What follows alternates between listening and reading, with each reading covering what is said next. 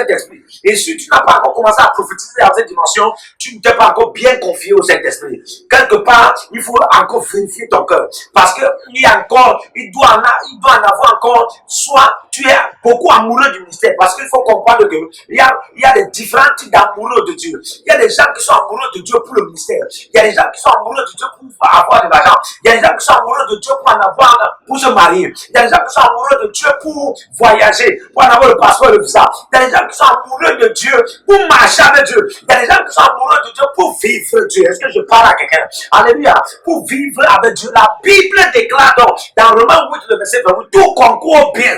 Tout concourt bien de ceux qui aiment l'Éternel. De ceux qui aiment l'Éternel. Amen. De ceux qui aiment Dieu. De ceux qui aiment Dieu. On n'a pas dit que de ceux qui aiment Dieu pour quelque chose. De ceux qui aiment Dieu. Regardez ceci. De ceux qui aiment Dieu. Quand vous lisez maintenant Proverbe 8, le verset 18, la Bible déclare, Amen. La Bible, verset 17, la Bible déclare, il dit que j'aime.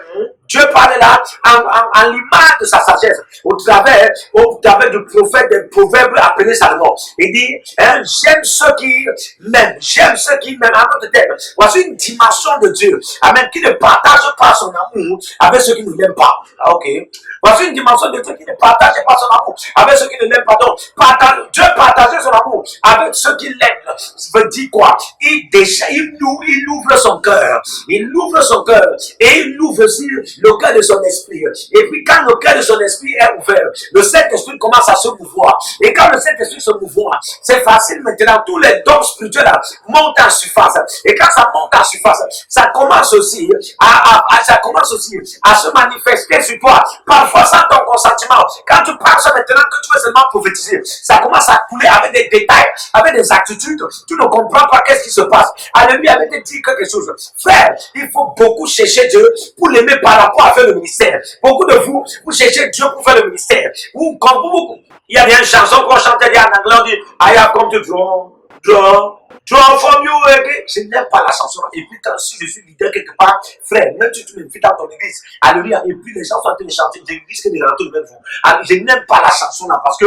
pour moi c'est que les gens sont en train d'utiliser Dieu. Les gens exploitent Dieu, alléluia. Les gens exploitent Dieu. La Bible dit que ceux qui connaîtront le Dieu, Daniel 11, le verset 32, ceux qui connaîtront le Dieu seront forts et feront des exploits. Ceux qui connaîtront le Dieu, donc c'est la connaissance de Dieu. Amen. La connaissance de Dieu et la fusion, l'accouplement, l'intimité avec Dieu qui te donne une certaine dimension de force de l'éternité, qui est en Dieu, qui est Dieu, amen, qui te permet d'être dans le règne des forts, le règne des fortifiés, qui a pour t'amener à faire des exploits. Et comment bien, les exploits que Satan ne peut pas faire sur la terre, les exploits que le surnaturel, la créativité, des démons ne peuvent pas manifester sur la terre. Est-ce que je parle à quelqu'un, un marabout qui prophétise encore et qui prophétise encore plus que toi? C'est parce que le marabout là aime Satan et puis Satan l'utilise. Mais toi, tu n'aimes pas Dieu, ou bien tu aimes Dieu pour l'intérêt. Alléluia. Tu aimes Dieu par intérêt. Écoutez-moi très bien. Tu dois atteindre cette dimension où tu développes l'amour pour Dieu, même pour rien. C'est-à-dire que tu peux partir dans la présence de Dieu. Amen. Et quand tu commences à parler en langue là, ça entre dans la dimension de la communion. Tu veux que vivre Dieu. Tu veux vivre Dieu. Frère, ces choses vont te suivre. Matthieu 6, verset 33. Ces choses, cette dimension vont te suivre. Ces dimensions vont te suivre sans problème. Alléluia. Moi, je n'ai pas été à une école de théologie.